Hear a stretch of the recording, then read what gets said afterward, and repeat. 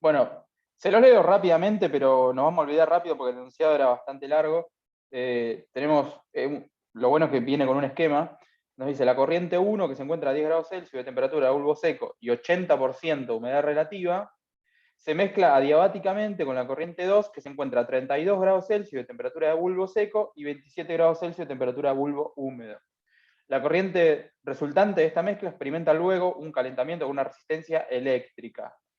Finalizando este último proceso, el aire húmedo se encuentra a 21 grados Celsius de temperatura de bulbo seco y con 60% humedad relativa, acá a la salida. La presión total durante todos los procesos es 101 kilopascales. Vamos, ¿no? Ahí festejamos porque podemos usar el diagrama de Molière que tenemos ahí en los apuntes. Y nos pide bueno, que realicemos un esquema del diagrama de Molière y representar los estados 1, 2, 3 y 4 del aire húmedo. Calcular una relación de flujos másicos, ¿no? Acá no salió el símbolo, se ve que ahí se perdió en algún lado, pero sería M, caudal másico M1 dividido caudal másico M2. Calcular el trabajo de la resistencia eléctrica por kilogramo de aire seco, calcular el rendimiento exergético solo para el proceso de calentamiento mediante la resistencia eléctrica, y si después nos pregunta si el calentamiento se realiza mediante transferencia de calor, mediante una fuente y no por resistencia eléctrica, si cambia el rendimiento exergético y para dónde cambia, si aumenta o disminuye. Y bueno, por último, calcular la destrucción de exergía por cada kilogramo de aire seco que pasa por la resistencia en el proceso de calentamiento. Como verán, es bastante completo el problema y hay bastante tela para cortar. Así que vamos a meternos en ello. Yo acá lo que hice, como siempre, ¿no? Lo primero que le pedimos que hagan es hacer un esquema, en este caso venía con el enunciado, delimitar la frontera del volumen de control y que quede bien claro todas las interacciones entre el volumen de control y el medio, todo lo que se intercambia. Bueno, acá está entrando aire en la condición 1, está entrando aire en la condición 2, está entrando la potencia que consume la resistencia eléctrica y sale aire en la condición 4, luego de haber pasado por un proceso de calentamiento en la resistencia.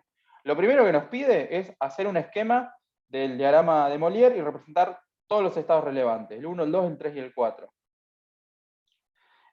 Bueno, acá lo que podían hacer es agarrar su diagrama de Molière y hacerlo directamente en el diagrama, y después, si querían, lo podían transcribir esquemáticamente a la hoja, ¿no? Que fue lo que la mayoría hizo cuando resolvió este parcial, o si no, muchos lo que hicieron fue directamente hacerlo sobre uno de estos y entregar el diagrama de Molière posta, digamos, no un esquema, sino este mismo. Vamos a ubicar los puntos. Empecemos por el más fácil por ahí, el punto 1. Nos dice que la temperatura de bulbo seco es 10 grados Celsius y la humedad relativa del 80%. Bueno, ese es bastante pavote, ¿no? Para ubicarlo, porque... A ver, voy a correr, justo me quedaron...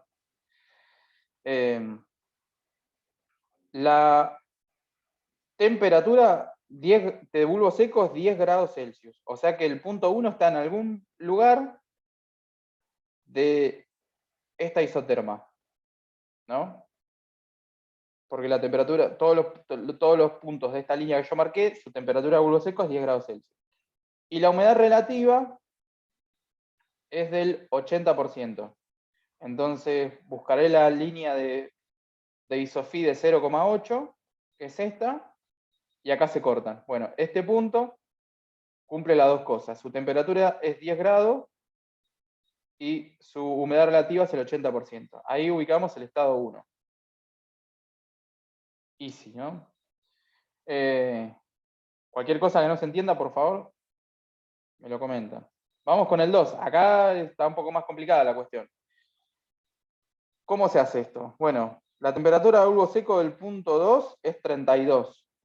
Entonces, el punto 2 va a estar en algún punto de esta línea, que es la isoterma de 32 grados. ¿Y cómo meto el dato este? Que su temperatura de bulbo húmedo es 27 grados Celsius.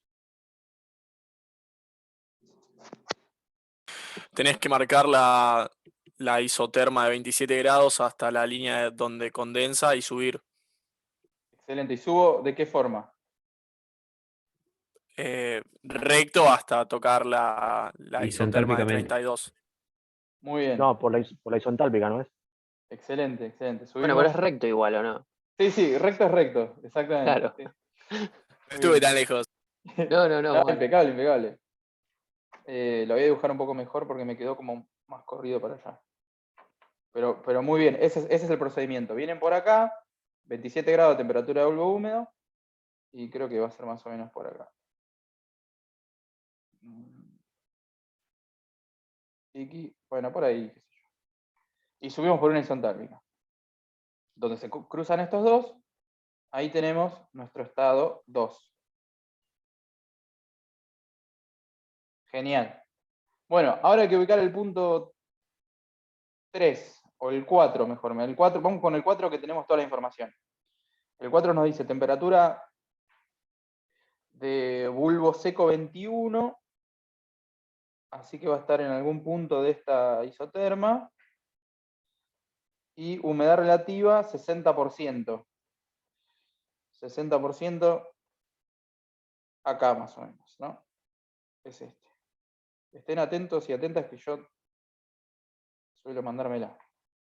Joya, este es el punto 4. Bueno, ahora viene el más complicado, el punto 3. El punto 3, el más desafiante por ahí para ubicarlo. ¿Cómo ubicamos el punto 3? Hay que unir 1 y 2. Está por en ese segmento por ahí. Excelente, excelente, Andrés.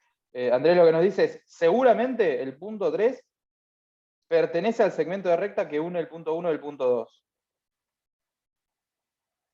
O sea, algún punto de esta recta es. No sabemos cuál, pero es algún punto de esta recta. ¿Qué otro dato conocemos de 3? Ahí hay que pensar en el proceso especial que tenemos acá entre 3 y 4.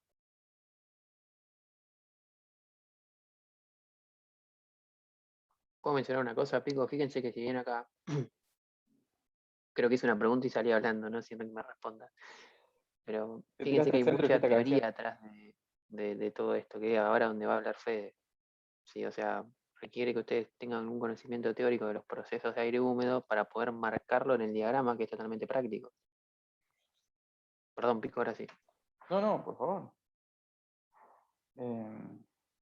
Claro, como bien les decía Juan, cosa en la que por ahí hicimos mal en no detenernos lo suficiente, es en los procesos que tenemos acá, ¿no? Los dos procesos especiales. Uno es una mezcla y el otro es un calentamiento. En la mezcla ocurre lo que bien nos comentaba Andrés recién, que el estado resultante de la mezcla está contenido en el segmento de recta que une los dos puntos. O sea que 3 pertenece a algún punto de esta recta que une 1 y 2. ¿Y 3 y 4 qué tienen en común? Si es un El omega, calentamiento. ¿no? Humedad absoluta. Excelente, excelente, excelente.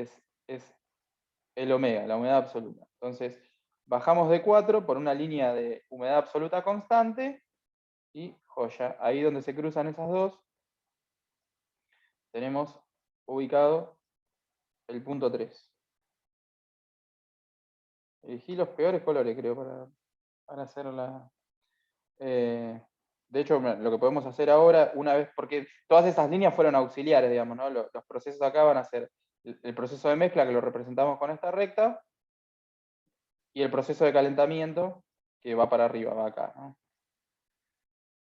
Entonces tenemos la mezcla, que converge en el punto 3, y después, una vez que el aire sale mezclado en el estado 3, se calienta con la resistencia eléctrica hasta llegar al estado 4. ¿Se entendió más o menos esto?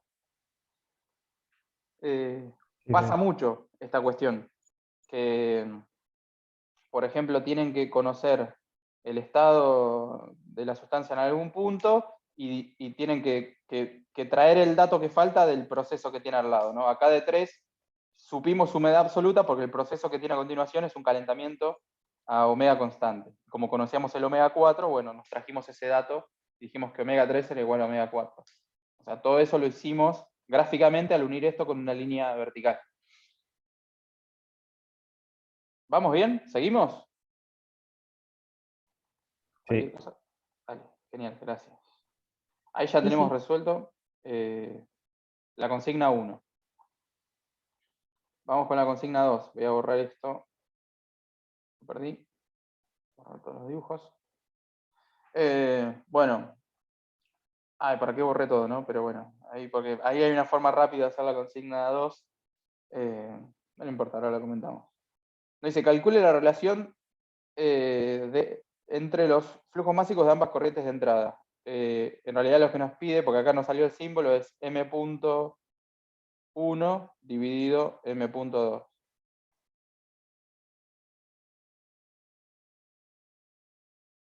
¿Se les ocurre cómo calcular esto? Por porcentaje no lo puedo hacer gráficamente usando el diagrama de Molière. Sí, sí. Esa es la forma más simple, digamos, de hacerlo. Porque yo sé que del punto 2, agregando lo que le agregue el punto 1, o sea, tengo las condiciones del punto 3. Y la palanca esa que aparece, la recta que decía, creo que era Hugo hoy, la palanca de 1 va a ser la proporción que haya inyectado el caudal S para modificar la condición de 2. No sé si fui clara. No, impecable, impecable, impecable. Maggie lo que está diciendo es, el caudal másico 2, de alguna manera, está representado por esta distancia.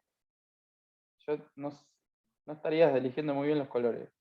Vamos con otro que se note un poco más. Me la juego por este, a ver.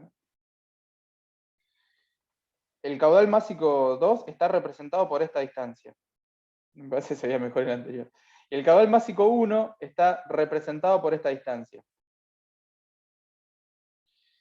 ¿En qué sentido? En el sentido de las proporciones que guardan esa distancia. Y fíjense que eso tiene todo el sentido del mundo, porque si el caudal másico 1 fuera 10 veces más grande que lo que es el caudal másico 2, esta distancia, ¿no?, la opuesta al punto 1, va a ser 10 veces más grande que esta distancia de acá. Y el estado de mezcla se va a parecer mucho más al estado 1, que es el que más proporción guarda en la mezcla.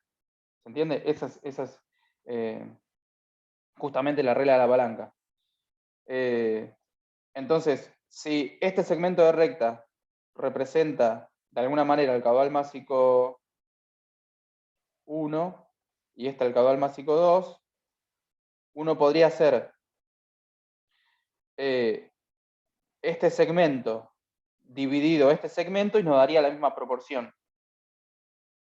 Lo voy a dibujar acá. Nosotros tenemos que hacer, no me acuerdo si era M1 sobre M2 o M2 sobre M1, creo que era 1 sobre 2. M1 sobre M2. Genial, gracias. No estuve atento ahí. M1 sobre M2. Esta es la forma más fácil de hacerla, pero no es la única. ¿Qué puedo hacer acá? Agarro una regla y mido la distancia. No le puse acá que este es el 3. Entonces digo, M1 viene representado por esta distancia, el segmento de recta 3,2, 3,2 segmento, y el caudal másico 2 está representado por 3,1 segmento, o 1,3 segmento, ¿no? Midiendo con una regla, y esto nos va a dar el resultado. Posibilidad número 1. Posibilidad número 2 es usar la regla que ya ofrece el diagrama, que es medir los segmentos, pero en términos de omega, por ejemplo. Porque fíjense que la escala de humedad absoluta que está acá abajo funciona como una regla también. Porque fíjense que el omega está a intervalos regulares, digamos, ¿no? Fíjense las líneas de omega. Funciona como una regla. Entonces yo podría decir, el segmento 3,2, pero medido en términos de omega, sería omega 2 menos el de arriba, ¿no? Omega 2 menos omega 3. Y el que representa M2 sería omega 3 menos omega 1. Sería como semejanza de triángulos. Exactamente, sí, exactamente. Sí, lo que hice en esencia fue usar esta escala de omega que está acá como regla. Entonces me fijé a qué altura de la regla estaba este punto, el 3, a qué altura de la regla estaba este punto, y a qué altura de la regla está este punto. reemplazo acá, leyendo los valores de omega acá, y me va a dar la relación de masas.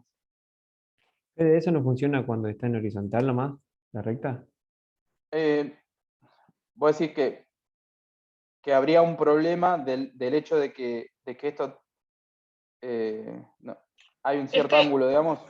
Claro, pero la proporción es la misma. Claro, Si vos lo exactamente. mirás, claro.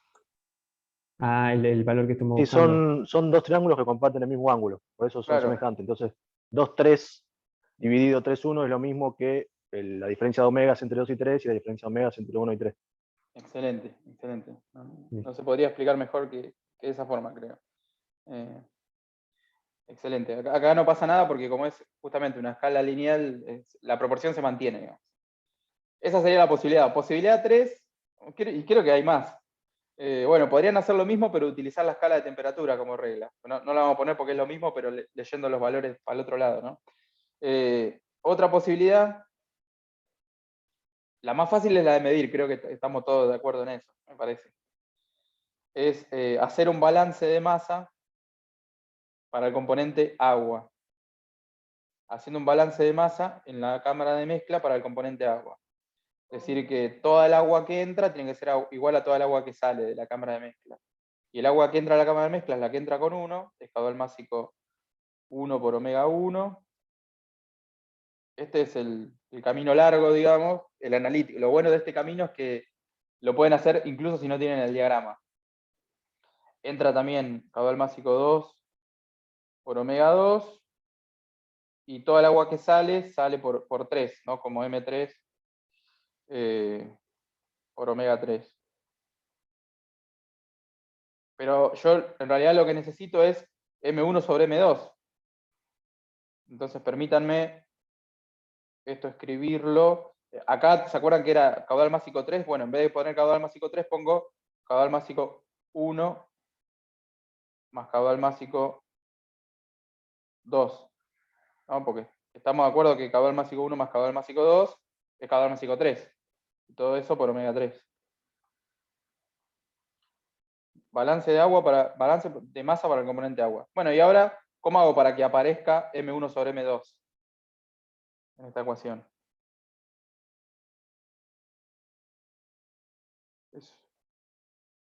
Dividir todo por M2. Excelente. Dividimos miembro a miembro por M2.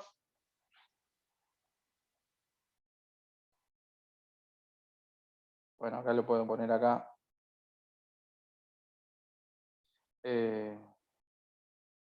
Y bueno, ven que acá aparece lo que queremos. Esto es 1. Y bueno, cuando hagamos la distributiva acá, va a aparecer M1 sobre M2 por omega 3 más omega 3.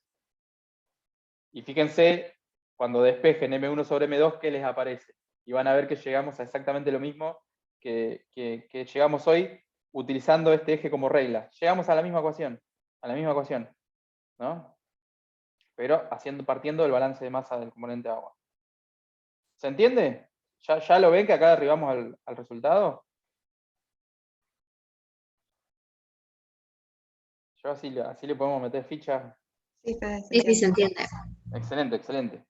Bueno, entonces ahí la consigna 1 vemos que sale de esa forma. La complicación que tiene esto, que si lo hacen sin utilizar el diagrama, que van a tener que calcular analíticamente, o sea, por medio de ecuaciones, tanto el omega 1 como el omega 2 como el omega 3. Que bueno, ahora si quieren vemos cómo podrían hacerlo, ¿no? Porque no es necesario que lo hagan en este parcial, no era necesario hacerlo porque todo lo podían sacar del diagrama, estaba permitido usar el diagrama. Así que, bueno, no hacía falta calcularlo, pero está bueno que repasemos también cómo calcular los omegas. Borrar todos los dibujos. Entonces, esto ya lo tendríamos resuelto. A ver qué viene después para ver si... Bueno, vamos a hablar acá en esta consigna de cómo sacaríamos, sin utilizar el diagrama, los omegas. Rápidamente, ¿no? Para que lo recordemos. Acá, por ejemplo, en el estado 1, hacemos el del estado 1, el del estado 2 es lo mismo porque parten de los mismos datos, ¿no? Partimos de la temperatura de bulbo seco y de la humedad relativa. Entonces, pensamos más o menos cómo sería calcular el omega en 1 y cómo sería acá en 2, que es distinto. El omega 1 va a ser 0,622 de la presión de vapor 1 con la presión total menos la presión de vapor 1. ¿Y la presión de vapor 1 cómo la sacamos? No la sabemos. Pero tenemos el dato de la humedad relativa. ¿Qué Y nos la decía temperatura. Y la temperatura, exactamente. El phi nos está diciendo que la presión de vapor 1 sobre la presión de vapor saturado a la T1 es 80%, o sea, 0,8. ¿Se acuerdan la definición de humedad relativa? Comparado a las presiones de vapor, la presión de vapor que tienen en ese estado dividido la presión de vapor saturado a la temperatura del estado.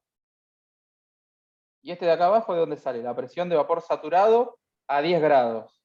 De la tabla A. Exactamente. La presión de vapor saturado a 10 grados Celsius. Que no tengo el valor anotado. Sí, creo que 2,5 más o menos kilopascal. 2,5 kilopascal. Pero la presión de vapor 1 no es 2,5 kilopascal, es el 80% de esa presión. Entonces hacen esto. Lo borro para que no piensen que esté vinculado. Esto por 0,8 nos da la presión de vapor 1. Y una vez que tenemos esta presión de vapor 1, la traemos acá, y acá también, aparece 2 veces en la ecuación, y la presión total es dato 101 kilopascal. Listo, ahí salió el omega 1. ¿Vamos bien? Si voy muy rápido, díganme. No, todo bien. Excelente, gracias. Vamos todo. Ahora viene uno más picante. El del 2 va a ser lo mismo, pero vamos con este. Perdón, el del 4 va a ser lo mismo. Si quisiéramos sacarlo con ecuaciones, el omega acá, el omega en 2, conociendo estos dos valores. Te fijas, el phi te lo da donde cruzan las líneas, ¿no? La humedad relativa. Claro, sí, El bueno. diagrama de Molière. Claro, pero si usáramos el diagrama de Molière, directamente leeríamos el omega, digamos. Sin diagrama sería igualar las entalpías en la saturación adiabática. Exactamente, exactamente. Ahora vamos a ver de qué se trata eso, ¿no? Voy a tratar de... Vamos a suponer que el punto 2 es este que está acá, ¿no? No importa dónde esté, pero lo importante es que de este punto tenemos la temperatura de bulbo seco y la temperatura de bulbo húmedo, que la hallábamos así, una cosa así, ¿no? Íbamos por la isoterma hasta cortar la curva de Φ1, acá pongo que esta es la de Φ1, o Φ 100%, acá tendríamos los 27 grados,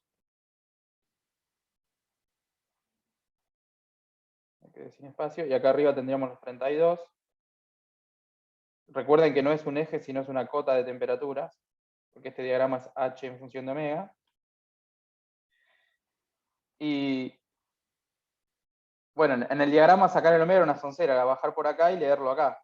Pero si lo quisiéramos sacar con ecuaciones sin utilizar el diagrama, lo que tenemos que plantear es exactamente lo que dijo, creo que lo dijo Andrés, que es lo mismo que vemos acá en el gráfico, plantearlo en ecuaciones. El hecho de que este punto, que es el estado 2, y este punto que está acá, que no es ningún estado, o sea, no es ningún estado real del problema, no hay el aire en ningún momento está en este estado, pero es un punto del cual tenemos la información para saber todo, digamos. Lo tenemos definido. Y comparte la entalpía con 2. ¿No? Este punto que está acá, que no está en ningún lado, acá en ningún momento, vamos a llamarle Juan, a este punto. Yo sabía, te iba a decir J. No, digamos, esas es las condiciones que se fuerzan en las inmediaciones del bulbo húmedo. Es saturar el aire ahí, ¿no? Pero no existe en el aire en la realidad. Exacto, o sea, el estado 2 está acá, no está acá. Este punto es ficticio, digamos, es un invento. Pero está bueno tenerlo presente porque sabemos que tiene la misma entalpía. Y esto mismo que vemos en el gráfico, que 2 y Juan tengan la misma entalpía, lo escribimos en una ecuación. Decimos que H2 es igual a la H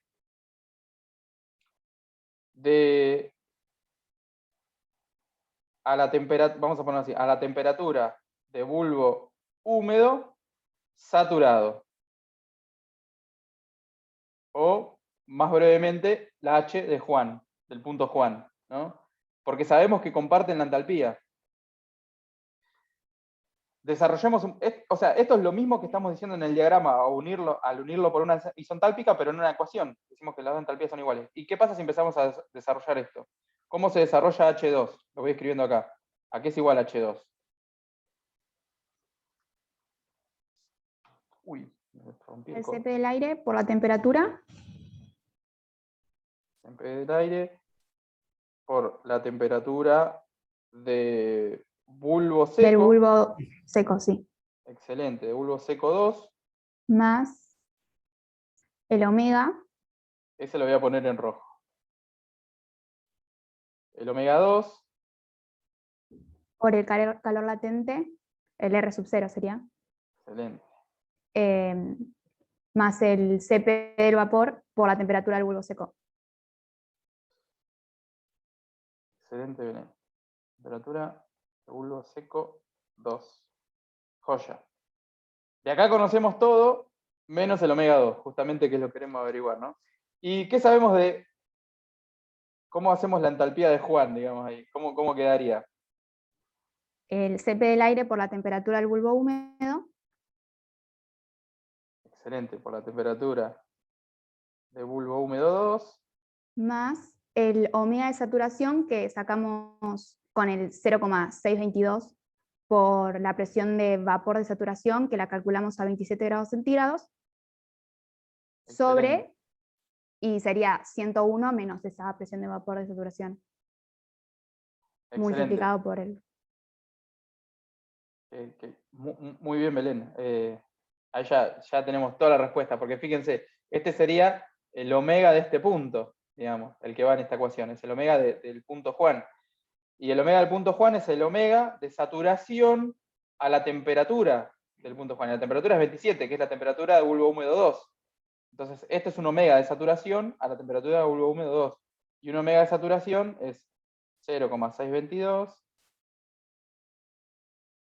por la presión de vapor saturado a la temperatura de bulbo húmedo. Ya pongo directamente 27, así sabemos que tenemos que ir a buscar a la tabla. Presión de vapor saturado a 27, dividido presión total, menos presión de vapor saturado a 27. Fede, Sí, Andrés. ¿esto se puede hacer siempre que te den la temperatura de bulbo húmedo y seco o solo cuando aclaren que es adiabático el proceso? Muy buena pregunta. Acá no hay ningún proceso. Acá lo único que estamos haciendo es tratando de determinar el omega 2. El omega 2, o sea, el estado 2 es un estado, no hay ningún proceso. Y queremos saber cuánto vale su omega. Y los datos que contamos para sacarlo son la temperatura del bulbo seco y la temperatura del bulbo húmedo. Bueno, y obviamente la presión total. Pero esta sería, para digamos... calcular la de bulbo húmedo se siguió este proceso, en teoría, adiabático. Claro, en Estamos hablando realidad, del mismo punto. sí, más que un proceso fue notar que este punto que está acá, del cual tenemos información completa para calcular su entalpía, comparte la entalpía con 2. Claro, entonces vos usás siempre. Claro, exactamente. Nos valemos de eso, digamos. Y acá termino de completar lo que me venía contando Belén. CP del vapor por la temperatura de bulbo húmedo 2. Con lo justo. Bueno, y el omega del punto Juan es este que está acá. Lo podemos calcular. ¿Por qué? Porque este omega sí lo sabemos y este no. porque este sabemos que es un omega saturado, ¿se entiende? Este punto conocemos su omega porque sabemos que es un omega de saturación. Entonces, vamos a saber que la presión de vapor en este punto es la presión de vapor saturado a la temperatura de ese punto, y la temperatura la conocemos. Entonces, tenemos todo para ir y resolver esto y ponerlo acá. Y de acá, esto lo puse en rojo porque es justamente lo que vamos a despejar. ¿Se entiende más o menos esto? Sí, Fede, se reentiende. Excelente, excelente. Esto es importante, digamos, tener esta gimnasia de con 2 parámetros calcular otro. En realidad siempre son 3, ¿no? Los parámetros que definen el estado del aire húmedo, pero acá los que comparten todos es la presión total. Pero fíjense como con 2 calculamos el omega, con estos 2 el omega. Y así. Bueno, seguimos. Vamos a borrar todos los dibujos y vemos qué nos depara la siguiente consigna. Bueno, el trabajo de la resistencia por kilogramo de aire seco. Trabajo de la resistencia por kilogramo de aire seco. Yo lo que sugeriría acá es, como nos pide solamente estudiar acá la resistencia, podemos aislar esa parte, por decirlo de alguna forma. Tenemos acá nuestra querida resistencia eléctrica, que recibe el trabajo eléctrico, o la potencia eléctrica, pero bueno, no lo vamos a poder calcular porque no tenemos información suficiente, solamente lo vamos a poder calcular esto, que es el trabajo por cada kilo que pasa. Voy a marcar la frontera del volumen de control para ver justamente qué entra y qué sale, y sabemos que acá también está entrando el caudal másico de aire en las condiciones 3, y por acá está saliendo el caudal másico de aire en las condiciones 4.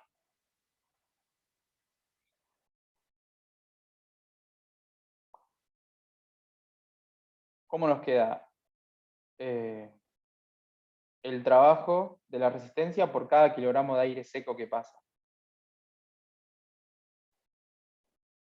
Bueno, si hiciéramos el balance de energía completo, podríamos pensar todo lo que entra igual a todo lo que sale en términos de energía. Entra la potencia eléctrica, entra el caudal másico de aire seco por la entalpía 3, igual a todo lo que sale, y sale el caudal másico de aire seco por la entalpía 4. Si despejamos este, nos queda caudal másico de aire seco por H4 menos H3 del aire húmedo, ¿no?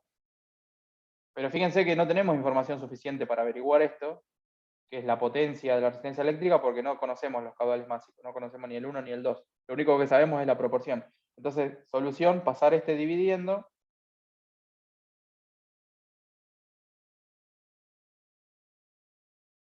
¿Y qué nos quedó acá? ¿Qué es la potencia debido al caudal másico? La potencia específica.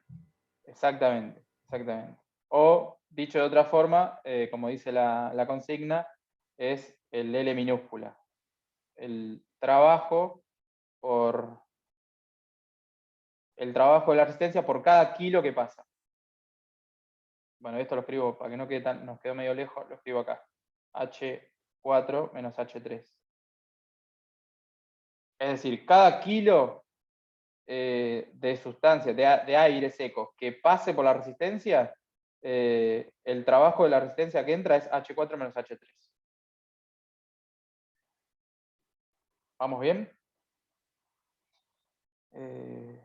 Bueno.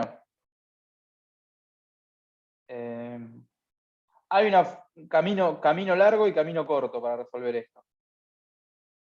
A ver si alguien se da cuenta cuál es el camino corto. El camino largo creo que ya lo saben, ¿no? Es desarrollar tanto para el estado 3 como para el estado 4 cuánto vale la la entalpía, ¿no? Y todo el chorizo. ¿Se acuerdan el que nos contó hoy Belén? CP del aire seco por T3 más omega R0 más omega 3 sería, ¿no?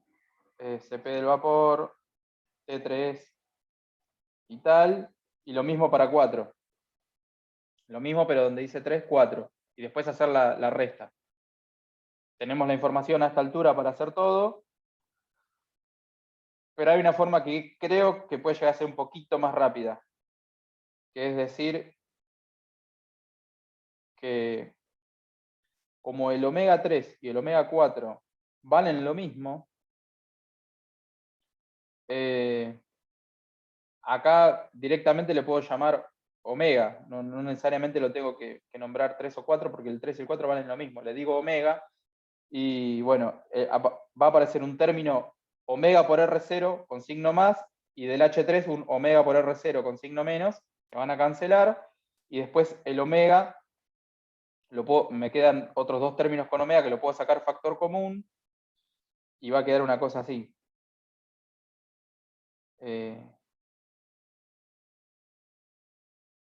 Creo que lo van a ver cuando lo escriba.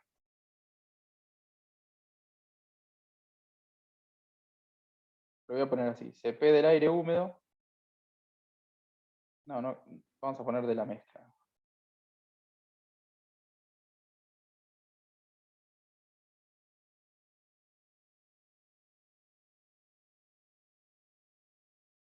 Lo escribo y ahora creo que cuando lo desarrolle se van a dar cuenta de lo que estoy diciendo. Este sería el camino corto, pero no hace falta que se aviven de esto.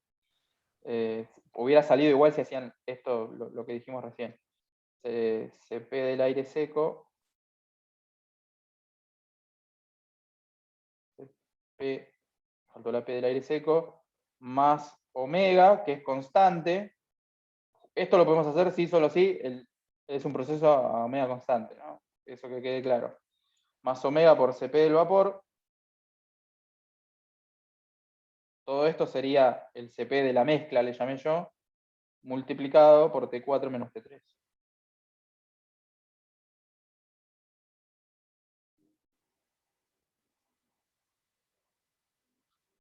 Si ustedes,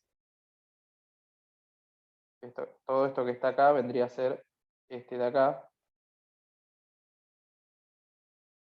No sé si se entiende esto, pero es exactamente lo mismo. Si ustedes desarrollan también H4, como hicimos con H3, y bueno, distribuyen y cancelan, qué sé yo, créanme que pueden agruparlo y les queda esto. Y bueno, lo pudimos hacer sí, solo sí, porque acá pudimos sacar factor común el omega.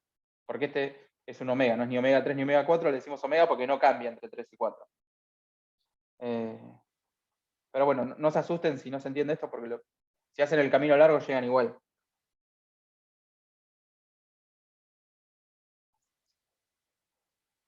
¿Se entiende más o menos? ¿Alguien lo agarró esto o lo expliqué medio a los tumbos, no? No, igual se entendió. Sí, se entendió. Excelente, excelente. Lo vuelvo a repetir una vez, esto sí, solo sí, el omega es constante, como pasa acá. Si el omega cambia, ya no puedo sacar factor común, y bueno, ahí necesariamente tendré que desarrollar los dos H y hacer la resta. Pero bueno, ahí tendríamos el trabajo de la resistencia por kilogramo de aire seco. ¿Seguimos con la siguiente? ¿Pasamos de consigna? Sí, dale. Excelente. Borramos todos los dibujos.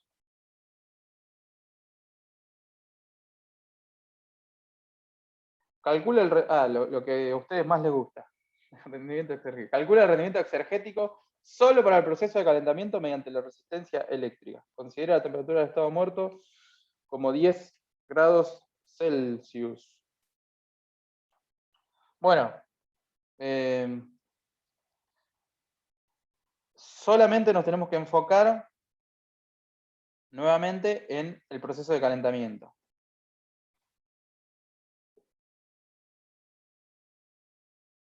Y calcular para ello el rendimiento exergético. Entonces, siempre está bueno que cuando planteemos un rendimiento exergético, tener presente cuáles son las exergías que está intercambiando nuestro volumen de control con el medio. Acá tenemos la exergía de la potencia de la resistencia, y tenemos también acá una exergía que entra por 3, que sería caudal másico de aire seco por la exergía de flujo 3, y por acá está saliendo caudal másico de aire seco por la exergía de flujo 4, específica, ¿no? En los dos casos. Acá no podemos decir que toda la exergía que entra es igual a la que sale, porque tenemos un pozo de exergía que es el, si quieren lo escribimos acá con rojo adentro, el menos T sub 0 por el SG por la tasa de generación de entropía, que este se está robando exergía, ¿no? Hay parte de toda la exergía que entra que se queda acá y no sale, ¿no? Bueno, ¿cómo queda planteado entonces nuestro rendimiento exergético acá?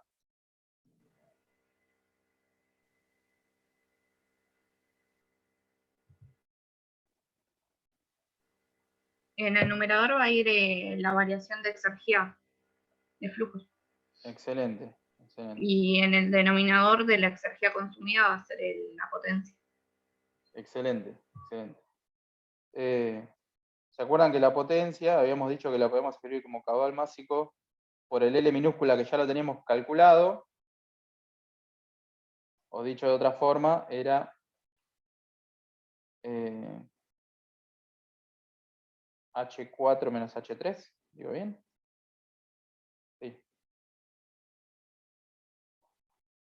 Eso va a ser el trabajo que entra en la resistencia.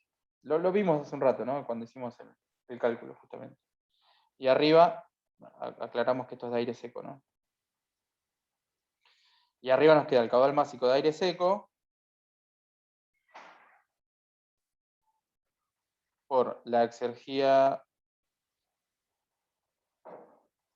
de flujo 4 menos la exergía de flujo 3. ¿Todos pueden ver que el rendimiento queda de esa forma? ¿Qué estamos diciendo ahí? Que toda la potencia que entró por la resistencia se utilizó para aumentar la exergía de flujo del aire.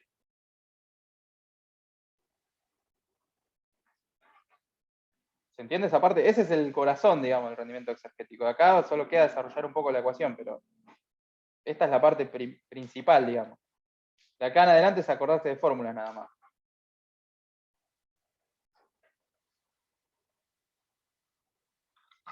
Sí, creo que se entiende. Oye. Yo siempre que les hago una pregunta así, generalmente es para tomar un guante. Sí, por ahí, Fede, te dejo tomarlo tranquilo, agrego una pavada que, o sea, otra forma de interpretar el rendimiento es que en este proceso que estamos estudiando en particular, que nos pregunta la consigna D, el objetivo del proceso es variar la exergía de flujo del aire. O sea, ese es lo que iría en el denominador, y a costa de, o sea, qué es lo que se gasta para realizar esa variación de exergía de flujo, es la potencia que hay que suministrarle a la resistencia eléctrica. Otra manera de ver lo mismo, digamos. Excelente. Creo que no habría forma de decirlo más claro. Bueno, miren, acá ya esto es cosa que cómo se disfruta de cancelar cosas, ¿no? En una ecuación. Pocas cosas se disfrutan más. ¿Y esto a qué es igual?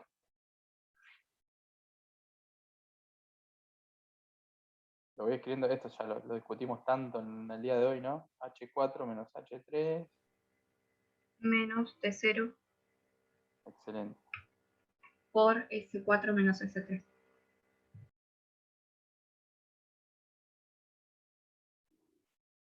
Todo para el aire húmedo, ¿no? Siempre. Genial.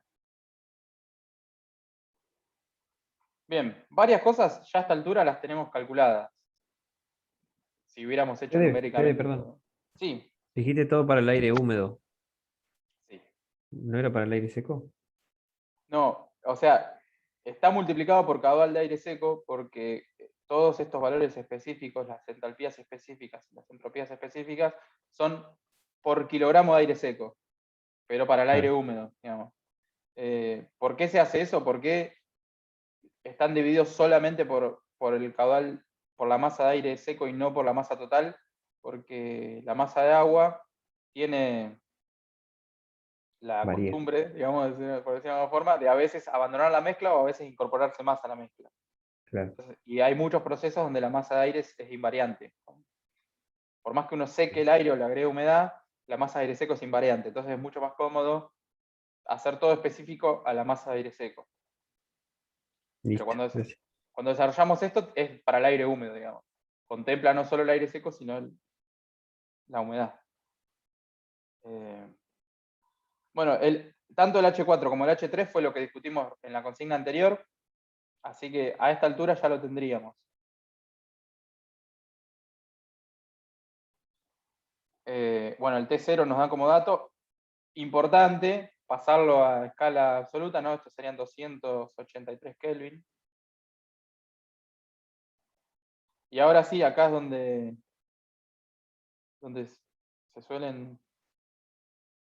suele aumentar el nerviosismo cuando hay que calcular entropía para el aire húmedo. Pero no es tan complicado, en este caso, ¿no?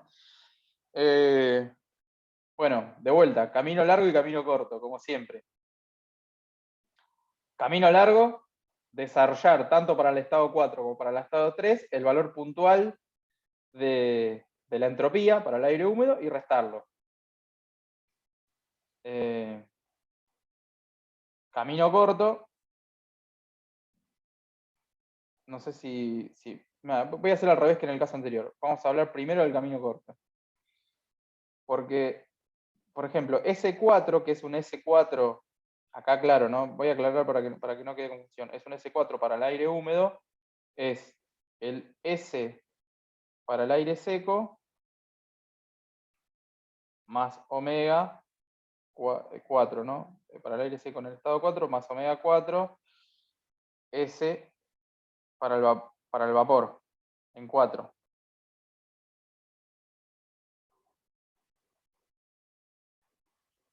Y el S para el estado 3, este de acá, para el aire húmedo, es el S del aire seco en el estado 3 más omega 3 por el S del vapor en el estado 3. Pero omega 3 y omega 4 valen lo mismo porque es el proceso de calentamiento. Entonces, al omega le podemos llamar directamente omega. No hace falta distinguir si es 3 o 4 porque valen lo mismo. Y acá lo que podemos hacer es a la ecuación de Igual a todo arriba. omega. Claro, fíjense qué pasa si a la ecuación de arriba le restamos la de abajo. Nos queda S4 menos S3, todo del aire húmedo, que en esencia es esto que tenemos que calcular acá.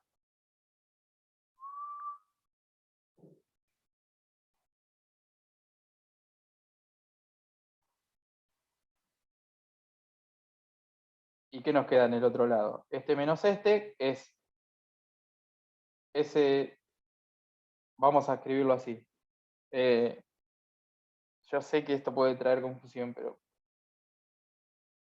el delta S, no me gusta llamarle delta, pero bueno, delta en el sentido que es la diferencia entre 3 y 4. El delta, porque es este menos este, no estoy a la ecuación de arriba restarle la de abajo. Y acá Lo tengo lo invertís. del aire seco. El delta DS, 4, igual se escribe así, ¿no? 3, 4 para el aire seco, más omega,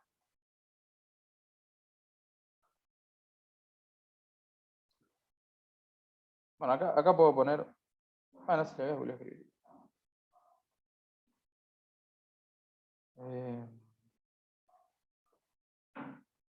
Ay, no, estoy temblando. El mouse apareció con el relojito cuando pasa eso. Pensé que se iba a colgar todo de vuelta. Perdón. Y este es el camino corto encima. Tiene esto, aire húmedo, ¿no? Que los cálculos de los parámetros son un poco más laboriosos.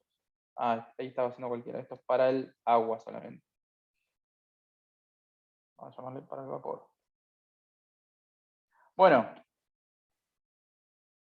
No sé si se entendió muy bien esto, pero lo que hice fue la expresión de la entalpía para el estado 4 del aire húmedo, que se desarrolla de esta forma, y para el estado 3, que se desarrolla de la misma, y después lo resté las dos ecuaciones, y acá agrupé un poco.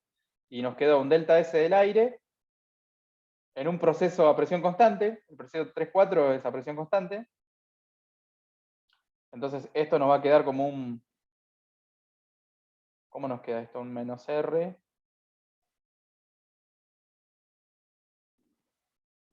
No, perdón. ¿No es CP por el logaritmo de las temperaturas? Excelente. Excelente, Belén. CP, logaritmo de final, menos inicial. La final sería la 4. T4 sobre T3.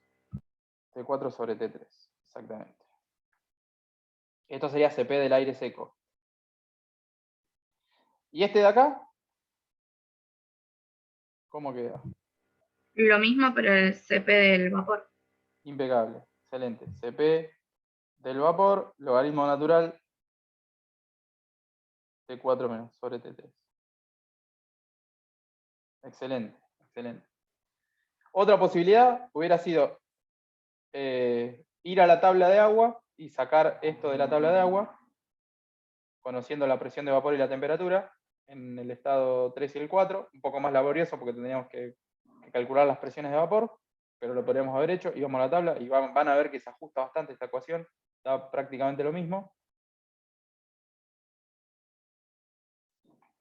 Y si no sabían de esto, el camino largo hubiera sido agarrar al S3 y al S4 y desarrollar toda la ecuación completa para el cálculo puntual de valores de entropía específica para el aire húmedo.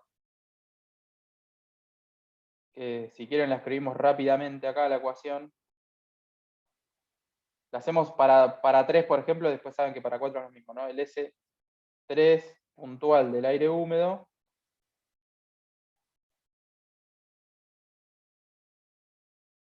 si sabían de esto, un golazo, ¿no? Porque fíjense que es más corto, pero si no tendrían que haber hecho todo el chorizo este que era CP del aire, logaritmo natural de T3 sobre la T de referencia. ¿La tienen presente esta? Menos R particular.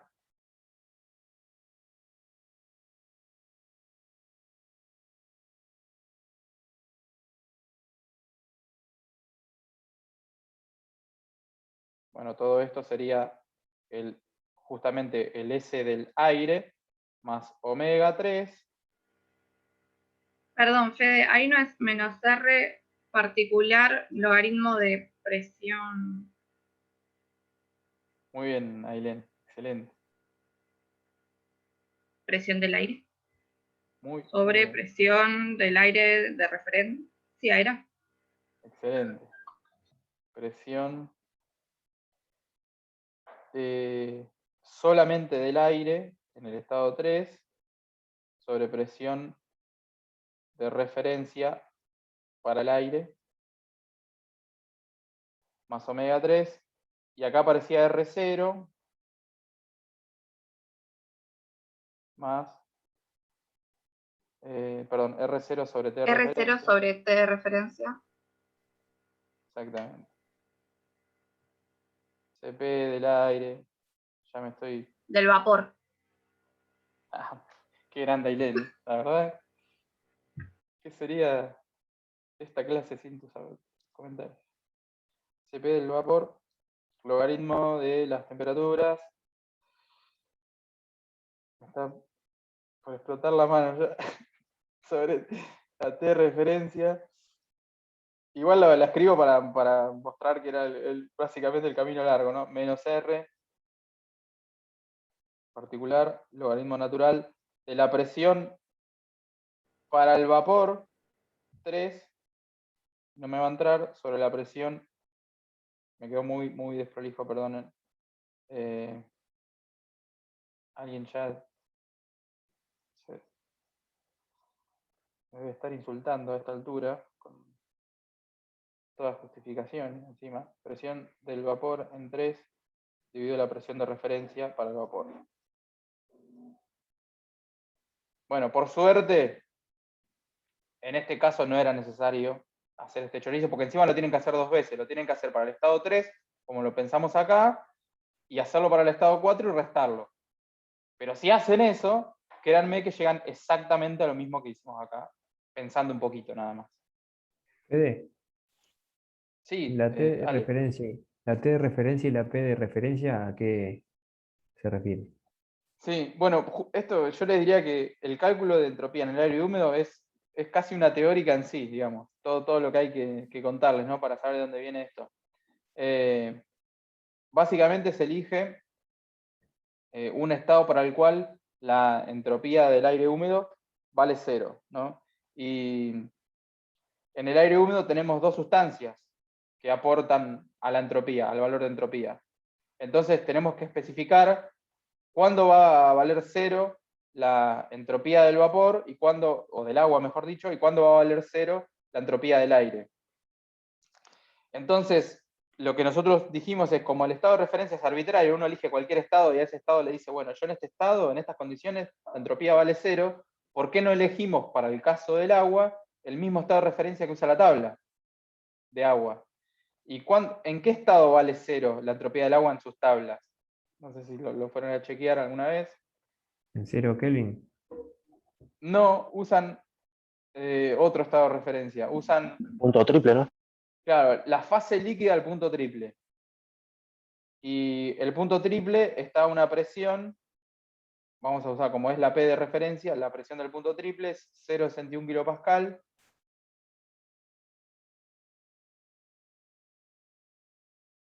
Y la temperatura de referencia es la temperatura del punto triple, 273,16 Kelvin. Ahora bien, en estas condiciones, el agua tiene entropía igual 0. En estas condiciones, perdón, y algo que no dije, que sería con título 0, ¿no? Fase líquida, el agua líquida del estado del punto triple. Si ven, la entropía del vapor ya tiene un valor de entropía positivo, digamos.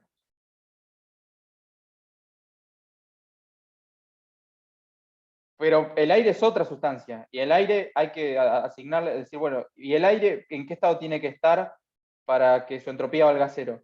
Bueno, hay que elegir un estado de referencia para el aire, pero ya no puede estar desligado de este, porque van juntos, digamos, están mezclados. Entonces la temperatura de referencia para el aire tiene que ser la misma. La temperatura de referencia para el aire es la misma porque están mezclados, es decir, el aire cuando esté a esta temperatura, su entropía va a valer 0. Y la presión de referencia para el aire, ¿cuál va a ser? 0,71 kilopascal. Lo mismo me dijiste. Claro, pero ¿tendría sentido eso? Sí. Porque pensá que cuando el vapor de agua, cuando la presión parcial del agua, vamos a decirlo así, no del vapor, sino la presión parcial del agua sea 0,61 y su temperatura sea 273,16, el agua tiene ese 0. Pero tiene sentido que cuando el agua tiene una presión de 0,61, el aire también tenga una presión de 0,61, porque acuérdense que estos siempre están mezclados. No tiene sería tanta- la total menos la del agua. Exactamente. La presión de referencia para el aire, por eso acá distingue, ¿no? Lo que es la presión de referencia para el aire y la presión de referencia para el vapor. La presión de referencia para el aire va a ser la presión total, 100 menos esto, por decir algo, ¿no? 100 o 101, la que quieran tomar ustedes, kilopascal, menos los 0,61 kilopascales. Bueno, fíjense si no había tela para cortar en este problema, ¿no? Y ahí tenemos los estados de referencia para el aire y para el vapor. Perdonen la desprolijidad absoluta, pero bueno, nos metimos por ahí en esto que era bastante complejo. Fede, ¿puedo agregar una cosa más Sí, todavía? obvio. lo que quiere. No sé si la comentaron, pero hay otra posibilidad que es sacar los valores de entropía del agua de la tabla de propiedades termodinámicas del agua. Ah, lo comentamos, sí, pero repetilo. Perfecto. No, porque yo soy más partícipe de esa situación, digamos, para ahorrar cuentas más que nada. Yo voy a hacer esto, miren. Y lo único que habría que hacer es entrar a la tabla de propiedades termodinámicas del agua y leer S3 y S4 del vapor, digamos, en este caso. Y es tan simple como tener dos propiedades intensivas independientes para el vapor, que van a ser la temperatura. Por ejemplo, para leer la entropía del vapor en 3, uno va a entrar con T3 y la presión parcial del vapor en 3. Va a la tabla de propiedades termodinámicas del agua y lee la entropía específica. Y después hace lo mismo para el estado 4 y listo, se termina. O sea, no hay que hacer cuentas con logaritmos ni ninguna de esas cosas. Ese sería el camino recontra corto. Sí, Claro. yo creo que, igual vos sabés que me parece que el más corto era Sí, hacerlo así y hacer el logaritmo, sí. pero creo que Pero- andan ahí, porque... Pero hay que darse cuenta. Claro. Puede servir y- para verificar. Por eso es importante. Totalmente, Mm. totalmente. Muy bien, Andrés. Sí, sí, Sí, sí. sí. Y encima esa ecuación anda bastante bien. Alguna vez la hemos testeado, digamos, calculamos el S3 con todo el chorizo que estaba escrito recién y lo buscamos en tabla y dan, pero es sorprendente la exactitud. Difieren muy Claro. poquito. O sea, Podría o sea, pasar. O sea, el que dijo que a bajas presiones se comporta como base ideal, muy equivocado no estaba. exactamente eso. Esa es una excelente lectura que haces de ese resultado, ¿no? Que se ajuste tan bien significa que se está comportando bastante como gas ideal el agua en esas condiciones. Impecable. Muy bien. Impecable. Bueno, no sé si Bueno, se entendió un poco esto, ¿no? Porque, como les decía, cálculo de entropía para el aire húmedo es una teórica per se, digamos.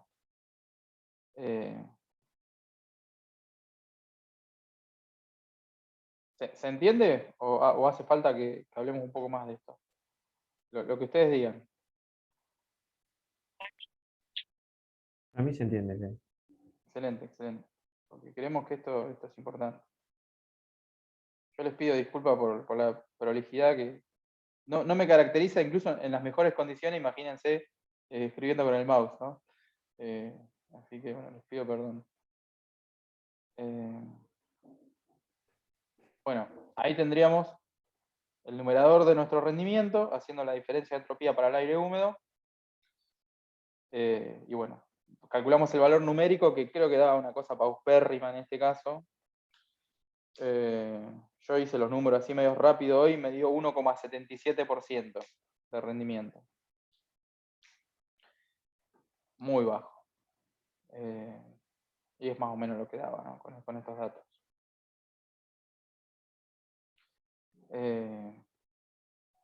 En esencia, porque lo que hicieron fue utilizar un trabajo que lo podrían haber utilizado para cualquier otra cosa, para elevar un peso, para lo que quisieran, y lo único que hicieron con ese trabajo es tener una masa de aire que ahora tiene un poco más de aire y vapor de agua que ahora tienen un poco más de temperatura, nada más. Y bueno, básicamente por eso el rendimiento exergético les da tan bajo. ¿Seguimos un poquito más? Ya deben estar con ganas Sí. no escucharme más, pero me parece que ya no estamos tan lejos de terminarlo. Bueno, discutimos esto. Perdón que no va a quedar mucho tiempo para la catarsis de grupo, pero No, pero está bien, Fede, está bárbaro. Me parece. bueno, si tengo Creo que su aprobación, seguimos un... por esto estás abarcando todo lo de aire húmedo, así que Sí, me bueno, parece fue que- tu idea esta, Clau, de hacer este No, ejercicio que... más allá de eso, digo, me parece que para los chicos es súper valioso esto. No sé qué Sí, opinan. sirve un montón. Así que sí, sigamos. Bueno, vamos entonces. Excelente. Bueno, esta consigna me parece muy interesante. Dice, si el calentamiento se realiza mediante la transferencia de calor de una fuente y no con la resistencia eléctrica, ¿el rendimiento exergético aumenta o disminuye? Justifique su respuesta. Básicamente nos dice, saquemos la resistencia y que venga calor de una fuente, ¿no? Que está a una determinada temperatura de fuente, vaya a saber uno cuál. Bueno, ahí tenemos nuestro comando de control.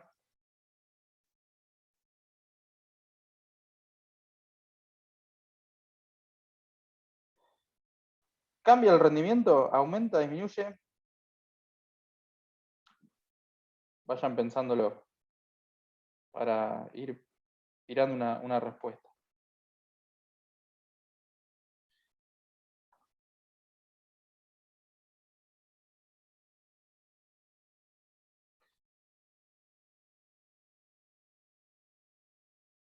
Bueno, acá en esencia lo que cambia es que no tenemos ahora el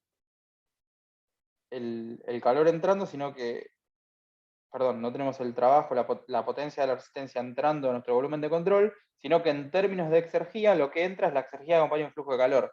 Y eso sería el Q por 1 menos la T del estado muerto sobre la temperatura de la frontera a la cual se transmite el calor, que en este caso es la temperatura de la fuente, ¿no? No quedó muy prolijo ahí. Pero bueno, creo que se entiende que esta es la T de fuente. La pregunta es si ustedes creen que el rendimiento se va a hacer más grande, más chico o no va a cambiar. En el balance de energía, nosotros sabemos que sea calor o sea trabajo, la cantidad de energía que tiene que entrar por acá es la misma. Venga en forma de calor o venga en forma de trabajo. ¿Entiende? O sea, si antes nos había quedado esto, H4 menos H3, ahora nos va a quedar una cosa así. Bueno, hay que ver el signo ahí, ¿no? Pero lo que voy es que en términos energéticos es lo mismo, digamos. Para el primer principio, que el calentamiento se haya realizado con una resistencia eléctrica o con un calor, le da lo mismo. Si entra la misma cantidad de energía, produce el mismo incremento en la entalpía. Ahora, en términos de exergía, antes entraba esto y ahora entra esto. Entonces, el nuevo rendimiento exergético con un calor, lo producido va a ser lo mismo porque la finalidad no cambia. Nos iba a quedar el H4 menos H3. Esto lo pongo todo igual como lo teníamos antes, menos T sub 0, S4 menos S3. Todo lo mismo arriba, porque arriba no cambia. Lo que cambia es el denominador, lo que usamos para calentar. Antes aparecía H4 menos H3, que vendría a ser el trabajo por cada kilo de sustancia que pasaba por el calentador, o por la resistencia. Y ahora, en vez de eso,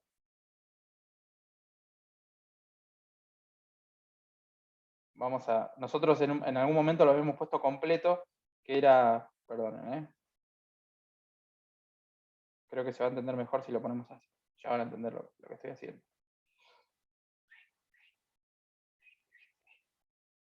Por el caudal másico de aire seco. ¿Se acuerdan que esto lo habíamos puesto, después lo habíamos cancelado? Porque aparecía de arriba y de abajo.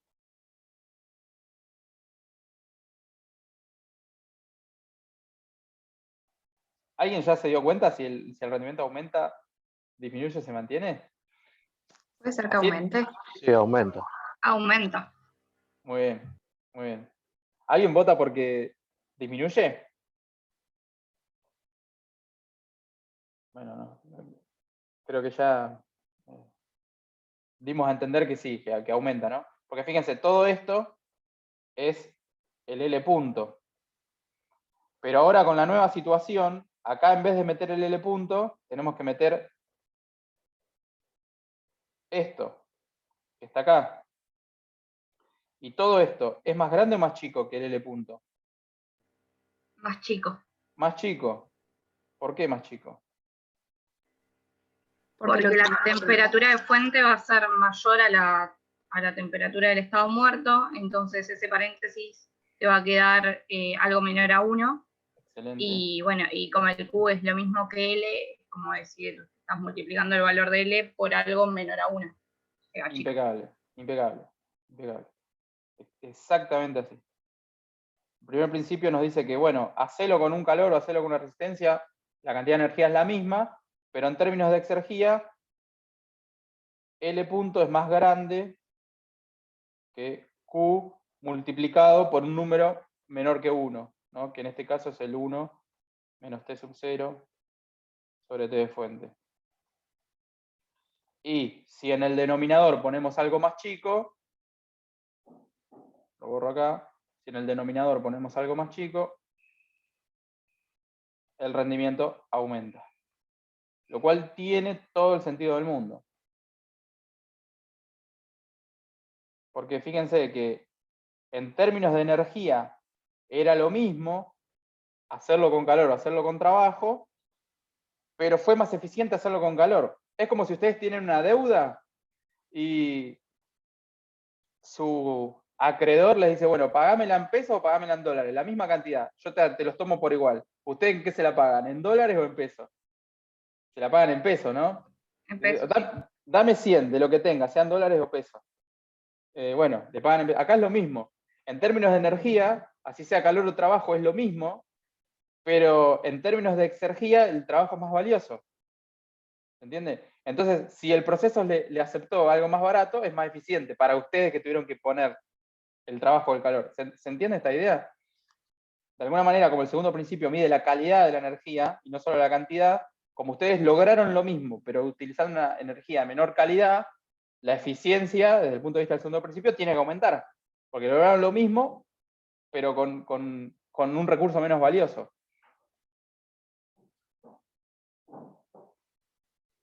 ¿Se entiende? Sí, sí. En una época no era tan absurdo hacer esa comparación. Ahora es un poquito más absurdo. Ya hay como 2 órdenes de diferencia entre el peso y el dólar. Bueno, bien. Muy bien. No me acuerdo si había algo más. Ah, bueno, lo que queda es relativamente sencillo. Así que bueno, ya iríamos terminando, ¿no? Pero bueno, fíjense que la última cuestión nos dice, calcule la destrucción de exergía por kilogramo de aire seco solo para el proceso de calentamiento mediante resistencia eléctrica. Es decir, lo que nos está pidiendo es, en esencia, la destrucción de exergía por kilogramo de aire seco. ¿Cómo se escribe eso? Un término matemático, diríamos. T0 por entropía generada. Exactamente, T0 por SG, perdón, lo voy a escribir así. Porque como es por kilo, S minúscula G. La entropía generada por cada kilo de sustancia que pasa por el calentador. Bueno, camino fácil, segundo principio, aplicado en el calentamiento. ¿Cómo nos queda el segundo principio en el calentamiento? 0, por ser en régimen permanente, caudal másico de aire seco, la que entra, ¿no? Es S3, menos caudal másico de aire seco,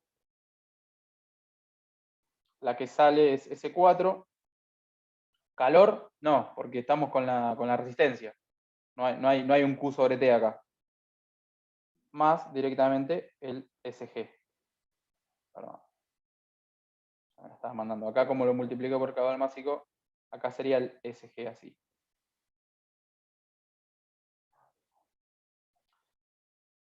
Pero bueno, como no tenemos el caudal másico de aire seco porque no hay información suficiente para sacarlo, podemos dividir miembro a miembro por caudal másico de aire seco. Lo mismo acá. Y lo mismo acá. Aire seco. Y nos queda 0 igual a S3 menos S4, todo el aire húmedo, más SG minúscula, ¿no? La entropía generada por cada kilo que pasa. Despejado, SG minúscula es S4 menos S3, que ya para esta altura lo tienen calculado encima, porque lo usamos en el punto anterior. Fue lo que renegamos casi una hora para sacarlo. Y bueno, y esto lo traen acá, lo multiplican por T0 y fin de la historia. Camino corto. Camino largo, ¿cuál sería? Porque ¿dónde más aparece el T sub 0 SG? En el balance de El exergía. balance de exergía. En el balance de exergía, exactamente. O sea, el camino largo sería plantear el balance de exergía y despejarlo de ahí. No tiene mucho sentido desde el punto de vista práctico porque es mucho más fácil hacer esto, ¿no? Y además, a Igual, esta altura, ustedes ya hicieron el balance de exergía, porque muchas veces esta consigna creo que se ponía con la intención de que no sé, Juan, perdón. no, sí, que iba a decir que si Dale, uno dale. plantea el balance de exergía para este caso, ya los términos a esta altura también los conocen todos, porque ya estuvieron hablando todo el tiempo. Así que no habría que hacer cuentas nuevas, a eso me refiero.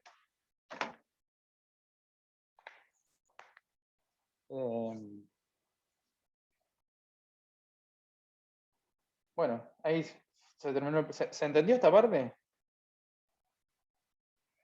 ¿Quedó más o menos clara? Sí, sí.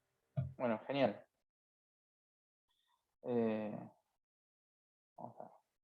Vamos a cortar la grabación porque acá terminó el problema, ¿no?